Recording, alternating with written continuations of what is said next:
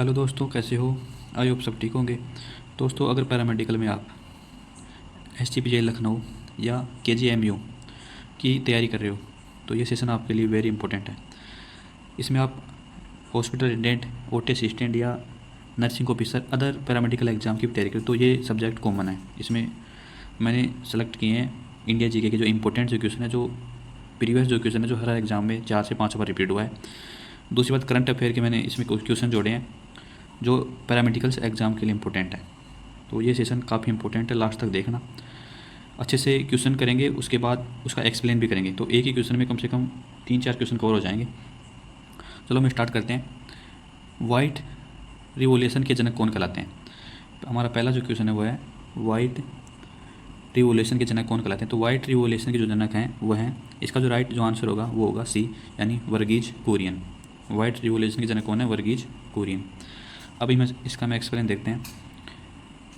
Verghese Kurien operation flood और दूध उत्पादन की क्रांति लाने के लिए वर्गीज कुरियन को भारत का दुग्ध पुरुष और वाइट रिवोल्यूशन का जनक कहा जाता है। यानी ऑपरेशन किसने चलाया था? ऑपरेशन फ्लड जो चलाया था वो वर्गीज कुरियन ने चलाया था। और बाद में दुग्ध पुरुष और वाइट रिवोल्यूशन के जनक किसे कहा जाता है? वो भी वर्गीज कुरियन को ही कहा जाता है। दूसरा जो क्वेश्चन है वह है DNA का पूरा नाम क्या है? क्वेश्चन है DNA का पूरा नाम। ये क्वेश्चन काफ़ी बार एग्जाम में रिपीट हुआ है। तो DNA का जो पूरा नाम है वो है डिऑक्सी राइबो न्यूक्लिक एसिड। इसका राइट आंसर आएगा ए। DNA वह आनुवंशिक पदार्थ है जो सभी जीवित प्राणियों में लक्षणों को नियंत्रित करता है।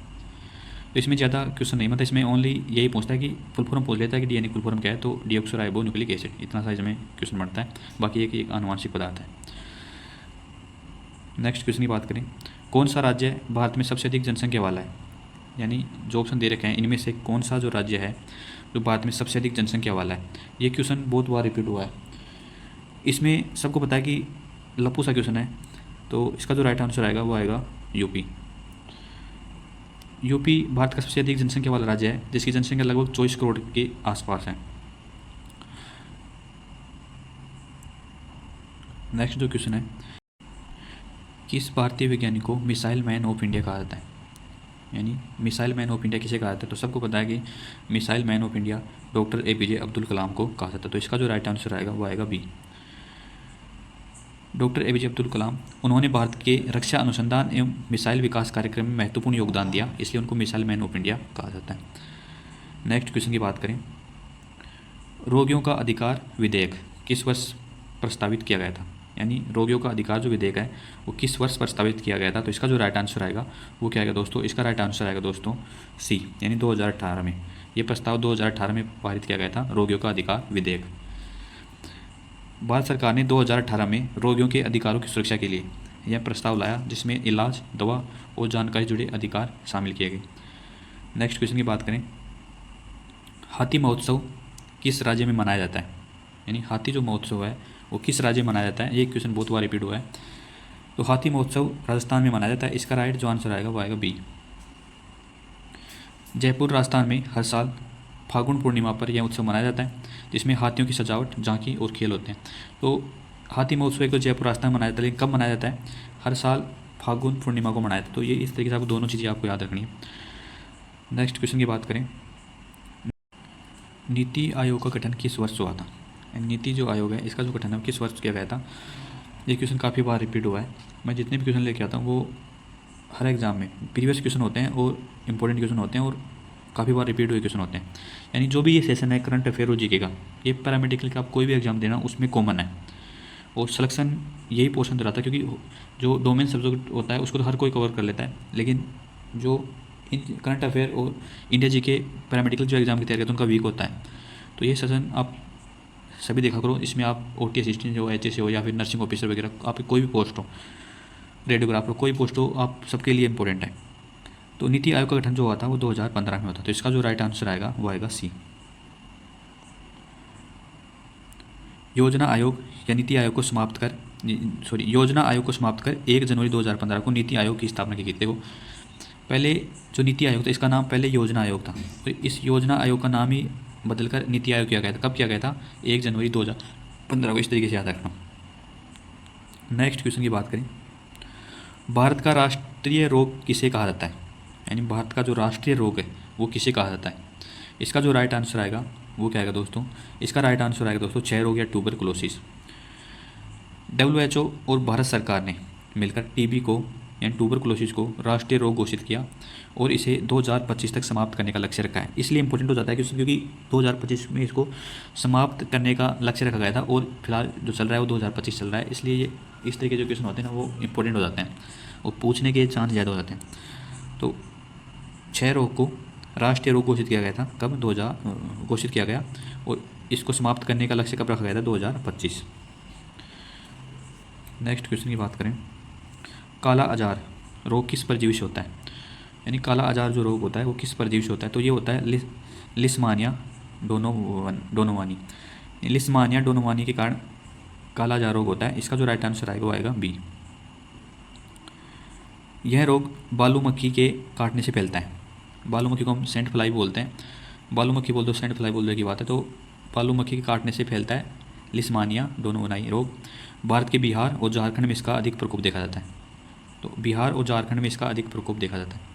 नेक्स्ट क्वेश्चन की बात करें, आयुष्मान भारत योजना को और किस नाम से जाना जाता है। आयुष्मान भारत योजना को किस नाम से जाना जाता है।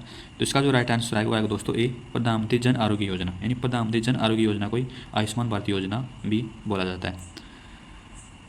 आयुष्मान भारत को PMJY भी कहा जाता है, यानी प्रधानमंत्री जन आरोग्य योजना, जो हर गरीब परिवार को 5 लाख रुपए तक का स्वास्थ्य बीमा उपलब्ध करवाता है। जो भी जैसे स्वास्थ्य संबंधित जो नीतियाँ होती हैं, योजनाएं होती हैं, वो पैरामेडिकल एग्जाम्स के लिए इम्पोर्टेंट होती हैं। परमाणु ऊर्जा के तहत पहली SMR टेक्नोलॉजी प्लांट किस राज्य में स्थापित किया। तो ये करंट अफेयर कभी स्टार्ट हो गए हैं।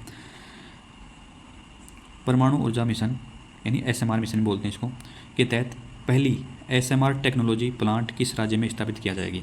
तो पहली SMR टेक्नोलॉजी प्लांट जो स्थापित की जा रही है वो बिहार में स्थापित की जा रही है। तो इसका जो राइट आंसर आएगा वो आएगा सी।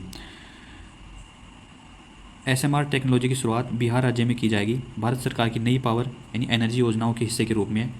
इससे बिजली उत्पादन में सुधार होगा और पावर डिफिसिट जो है ना वो कम होगी। नेक्स्ट क्वेश्चन की बात करें,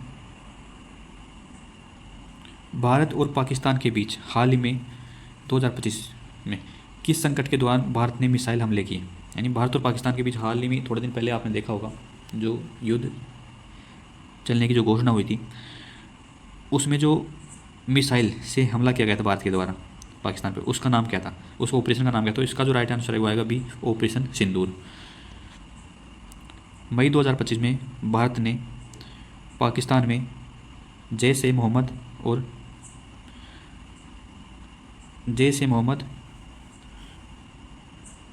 और लश्कर ए ताइबान जैसे आतंकवादियों के खिलाफ यह कार्रवाई की थी, जिसे ऑपरेशन सिंदूर का नाम दिया गया था। इसके बाद दोनों देशों में तनाव बढ़ा, लेकिन बाद में कुछ वार्ताओं के कारण ये समाप्त हो गया। तो ऑपरेशन सिंदूर उसको नाम दिया गया था, ये याद रखना। मिशन सुदर्शन चक्र का उद्देश्य क्या है, यानी मिशन सुदर्शन चक्र जो है इसका उद्देश्य क्या है। तो इसका उद्देश्य है भारत की जो रक्षा प्रणाली है इसको आधुनिक और मजबूत करना। तो इसका जो राइट आंसर आएगा वो आएगा दोस्तों सी, यानी भारत की जो रक्षा प्रणाली को आधुनिक बनाना है और उसको मजबूत करना है। इसके लिए एक मिशन लॉन्च किया गया है, उसका नाम मिशन सुदर्शन चक्र है। मिशन सुदर्शन चक्र प्रधानमंत्री द्वारा घोषणा की गई एक सुरक्षा मिशन है, जिसका उद्देश्य भारत की एयर डिफेंस और राष्ट्रीय सुरक्षा क्षमताओं को मजबूत करना है। इसमें drone, air space sensing, cyber defence आदि शामिल होंगे। नेक्स्ट क्वेश्चन की बात करें, कॉन्स्टिट्यूशन 130 अमेंडमेंट बिल 2025 क्या प्रस्तावित करता है। यानी कॉन्स्टिट्यूमेंट 130 अमेंडमेंट जो बिल 2025 में पास किया गया है उसका उद्देश्य क्या है। तो उसका जो उद्देश्य है वो क्या है, काफ़ी चर्चा में रहा था ये अमेंडमेंट, इसलिए ये काफ़ी इम्पोर्टेंट है एग्ज़ाम्स के लिए, जो आने वाले जो एग्ज़ाम है। तो इसका जो उद्देश्य था ना वो था मंत्री और मुख्यमंत्री को गिरफ्तार होने पर 30 दिनों के बाद पद से हटाया जाए। यानी कोई भी मंत्री हो या मुख्यमंत्री हो, अगर किसी भी कारण से गिरफ्तार होता है तो 30 दिनों के बाद उसे पद से हटाया जा सकता है। तो इसका काफ़ी विरोध भी हुआ था, काफ़ी चर्चा में बना रहा था।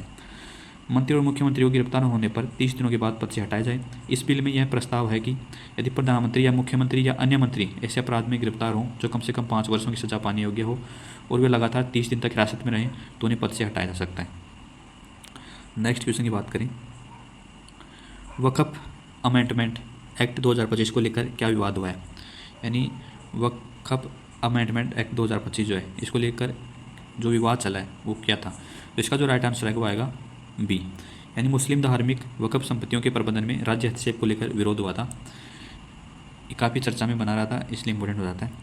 नेक्स्ट क्वेश्चन की बात करें, इस संशोधन कानून में धार्मिक वक्फ संपत्तियों के प्रबंधन, उनसे संबंधित लोगों की योग्यता आदि में बदलाव प्रस्तावित किए गए, जिससे बहुत लोगों ने कहा कि यह सरकारी हस्तक्षेप है और धार्मिक स्वायत्तता पर प्रभाव डालता है। विरोध प्रदर्शन हुए। नेक्स्ट क्वेश्चन की बात करें, हाल ही में भारत ने कौन सा पहला राज्य घोषित किया जो ड्रोन पॉलिसी 2025 लागू करने वाला है। यानी भारत में कौन सा पहला राज्य है जो ड्रोन पॉलिसी 2025 लागू करने वाला है। तो इसका जो राइट आंसर आएगा वो आएगा दोस्तों गुजरात। गुजरात ने हाल ही में देश का पहला राज्य बनकर ड्रोन पॉलिसी 2025 लॉन्च किया है, जिसमें खेती, सर्वे, मेडिकल डिलीवरी और सुरक्षा क्षेत्रों में ड्रोन का इस्तेमाल बढ़ेगा इससे। तो ड्रोन पॉलिसी 2025 का संबंध है गुजरात से। नेक्स्ट क्वेश्चन की बात करें, 2025 में भारत का कौन सा शहर G20 हेल्थ मिनिस्ट्री मीटिंग का मेजबान बना है। यानी 2025 में भारत का ऐसा कौन सा शहर है तो G20 हेल्थ मिनिस्ट्री मीटिंग का मेजबान जो बना है। तो इसका जो राइट आंसर आएगा वो क्या आएगा दोस्तों, इसका राइट जो आंसर आएगा वो आएगा जयपुर।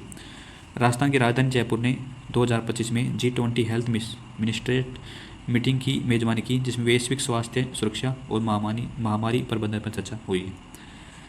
तो G20 हेल्थ मिनिस्ट्री मीटिंग का संबंध है जयपुर से। नेक्स्ट क्वेश्चन की बात करें, हाल ही में किसे ICC cricketers of the year 2024 award मिला है। यानी ICC cricketers of the year 2024 award जो मिला है वो मिला है जसप्रीत बुमराह। किसको मिला है, जसप्रीत बुमराह को। इसका राइट आंसर आएगा बी, जसप्रीत बुमराह। भारतीय तेज गेंदबाज जसप्रीत बुमराह को शानदार प्रदर्शन के लिए 2024 का ICC cricketers of the year award मिला है। नेक्स्ट क्वेश्चन की बात करें, भारत ने हाल ही में किस देश के साथ ग्रीन हाइड्रोजन एलियंस समझौता किया है। यानी भारत ने किस देश के साथ ग्रीन हाइड्रोजन एलियंस समझौता जो किया है वो जापान के साथ मिलकर किया है। तो इसका जो राइट आंसर आएगा वो आएगा बी, ग्रीन हाइड्रोजन एलियंस समझौता का संबंध है भारत और जापान से। भारत और जापान ने ग्रीन हाइड्रोजन उत्पादन और तकनीक साझा करने के लिए समझौता किया ताकि ऊर्जा संकट और जलवायु परिवर्तन से निपटा जा सके। नेक्स्ट क्वेश्चन की बात करें, 2025 में अंतरिक्ष में भेजे जाने वाले भारत के पहले मानव मिशन का नाम क्या है। यानी 2025 में अंतरिक्ष में भेजे जाने वाले भारत के पहले जो मानव मिशन है उसका जो नाम है वो है गगनयान। इसका जो राइट आंसर आएगा वो आएगा बी, गगनयान मिशन इसरो का मानवयुक्त अंतरिक्ष अभियान है। यानी इसरो का अभियान है गगनयान मिशन, जो मानवयुक्त अंतरिक्ष अभियान है, जिसके तहत भारतीय अंतरिक्ष यात्री 2025 में अंतरिक्ष में भेजे जाएंगे। नेक्स्ट क्वेश्चन की बात करें, हाल ही में भारत का कौन सा bank digital lending platform launch करने वाला पहला सरकारी बैंक बना है। यानी डिजिटल लैंडिंग प्लेटफॉर्म लॉन्च करने वाला पहला सरकारी जो बैंक बना है वो भारत का कौन सा बैंक बना है। तो इसका जो राइट आंसर आएगा वो आएगा PNB, यानी सी राइट आंसर आएगा PNB। पंजाब नेशनल बैंक ने हाल ही में डिजिटल लैंडिंग प्लेटफॉर्म लॉन्च किया है। नेक्स्ट क्वेश्चन की बात करें, 2025 में आयोजित होने वाले एशियन यूथ गेम्स की मेजबानी कौन सा देश करेगा। यानी 2025 में आयोजित होने वाले एशियन यूथ गेम्स की मेजबानी कौन सा देश करेगा। तो इसका जो राइट आंसर आएगा वो आएगा दोस्तों चीन। एशियन यूथ गेम्स 2025 की मेजबानी चीन करेगा। यह युवा खिलाड़ियों के लिए एशिया का सबसे बड़ा खेल आयोजन है। तो अच्छे से हमने क्वेश्चन कवर किए, ये सारे क्वेश्चन इंपॉर्टेंट है, एक बार देखने से किसी को याद नहीं होता। हर वीडियो को छोटी छोटी वीडियो होती है 15-20 मिनट की होती है, उनको आप आराम से 3 से 4 बार देखोगे तो 100% एग्जाम में क्वेश्चन बनेगा तो सही हो जाएगा और नेगेटिव मार्किंग भी कम होगी। तो पैरामेडिकल से एग्जाम के लिए सेशन कॉमन होता है और सबके लिए इंपॉर्टेंट है, चाहे आप पैरामेडिकल किसी भी फील्ड से एग्जाम दे रहे हो। बस खुश रहा करो, मस्त रहा करो, और जो नए हैं चैनल को सब्सक्राइब कर देना, एक प्यारा सा कमेंट जरूर करना। धन्यवाद।